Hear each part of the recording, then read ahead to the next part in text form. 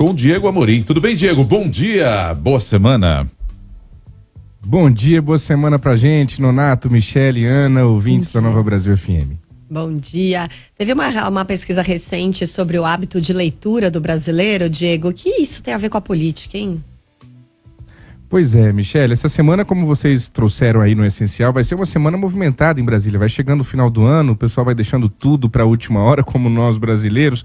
Então tem muita coisa para acontecer em Brasília ainda. Hoje, principalmente, deve ter muita repercussão da posse do Milei na Argentina, das manifestações que nós tivemos ontem também, organizadas por bolsonaristas contra, sobretudo, a indicação de Flávio Dino ao Supremo Tribunal Federal. Tem a sabatina nesta semana do Flávio Dino e do Paulo Gonet. Tem o orçamento de 2024, que ainda está um imbróglio danado aqui em Brasília, sobretudo na Câmara, e os deputados precisam decidir isso quanto antes. Mas hoje eu queria começar a semana trazendo essa informação de uma pesquisa chamada Panorama do Consumo de Livros, que mostrou o seguinte, olha que doideira, cerca de 84% da população brasileira, 84%, acima de 18 anos, não comprou nenhum livro nos últimos 12 meses. É como se a gente estivesse chegando ao fim deste ano de 2023 com quase toda a população, somente 16% adquiriram algum livro nos últimos 12 meses. Essa pesquisa foi realizada pela Nielsen Book Data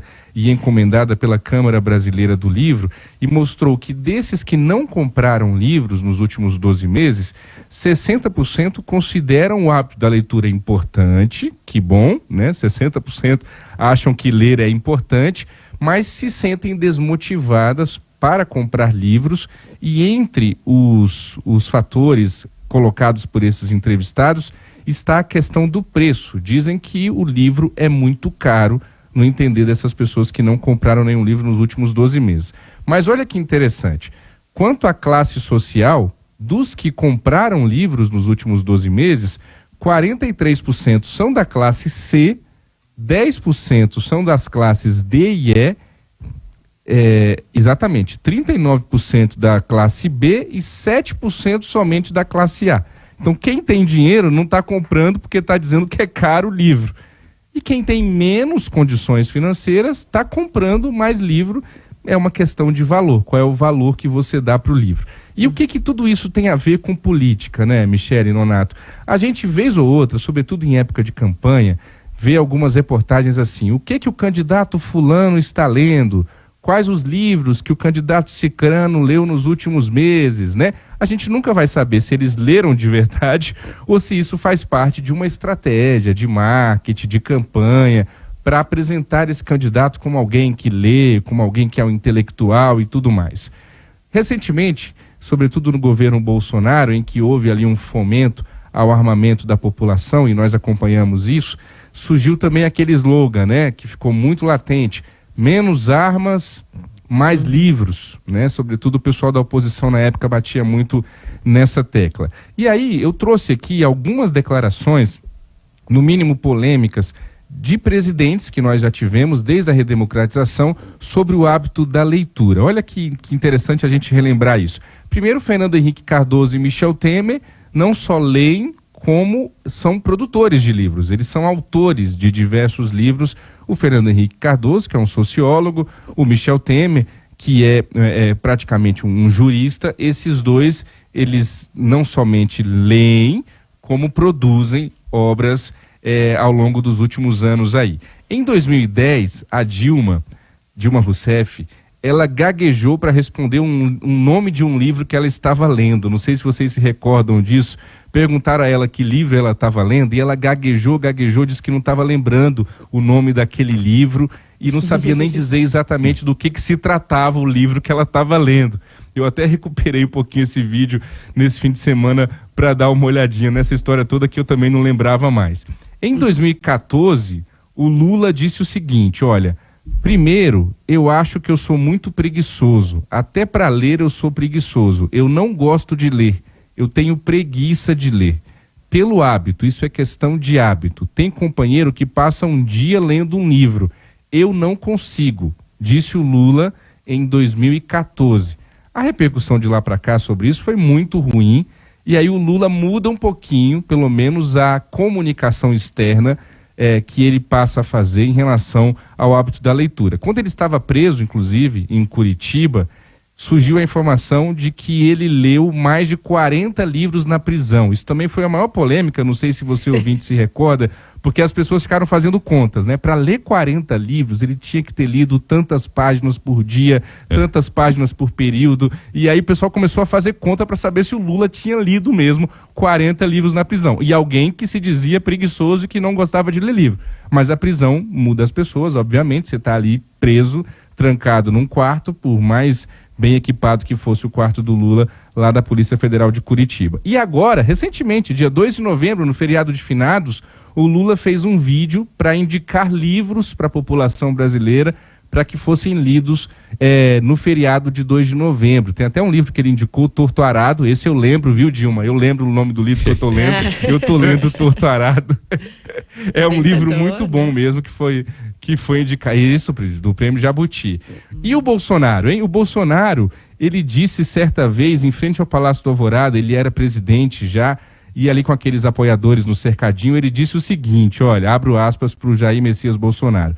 Os livros hoje em dia, como regra, é um montão, um amontoado, muita coisa escrita, dá até vontade de rir. Tem que suavizar aquilo. Isso lembra amigos meus que quando eu dava livros, quando eu era mais novo, mania de jornalista, presentear as pessoas com livro, e aí eles perguntavam assim, Diego, mas tem muita figurinha? Tem foto? Tem imagem? Porque quanto menos texto, melhor. É o que o Bolsonaro falou aqui, ó, dizendo que os livros são um amontoado de escrita, tem que suavizar aquilo. Ainda bem, né, Nonato? E uma última frase, essa é da... filha de Michele Bolsonaro, do primeiro casamento da Michele, o nome dela é Letícia Firmo, ela foi nomeada esse ano na equipe do governador Jorginho Melo, lá em Santa Catarina, e também numa entrevista ela disse que não gostava de ler, eu não gosto de ler. Há um sincericídio aqui, né, tanto na fala do Lula quanto do Bolsonaro. Para pessoas públicas, a avaliação que eu faço é de que passa-se uma mensagem muito ruim, porque a gente sabe da fundamental importância, essencial importância da leitura na vida da gente. Agora, para concluir, Nonato e Michele, de fato a gente fica se perguntando, um político precisa ser um intelectual? Ele precisa se colocar como um intelectual? A gente com alguma frequência fala aqui na coluna Conexão Brasília sobre a escolha do candidato, né? O Brasil é um país gigante, é um país diverso, é um país em que os eleitores, na hora de fazer uma escolha, sobretudo para presidente, para campanhas majoritárias, levam em conta ideologias, narrativas, aquilo que eles estão escutando daqueles candidatos, né? Mas se os brasileiros não estão lendo e não estão comprando livros, parte daquele princípio que é o seguinte, olha, se isso não é um valor para mim, na hora que eu for escolher um candidato para ser o presidente do meu país, eu não vou encarar isso como um valor também. Se eu não estou comprando livro, se eu não estou lendo, o fato do camarada ou da camarada ler ou não, gostar de ler ou não, isso não vai fazer muita diferença na hora de eu escolher. Agora, fato é, uma sociedade com cada vez menos leitura, com cada vez menos livros, ela vai mergulhando cada vez mais nessa vida rasa de TikTok, de Instagram, de redes sociais, e aí o candidato gasta muito tempo, depois que chega na política aqui em Brasília também, gasta muito tempo com essa chamada produção de conteúdo nas redes sociais, o camarada não tem um tempo para ler, não para ler um livro, para se aprofundar, para conhecer melhor determinado assunto, e aí a política e a vida vão ficando cada vez mais rasas.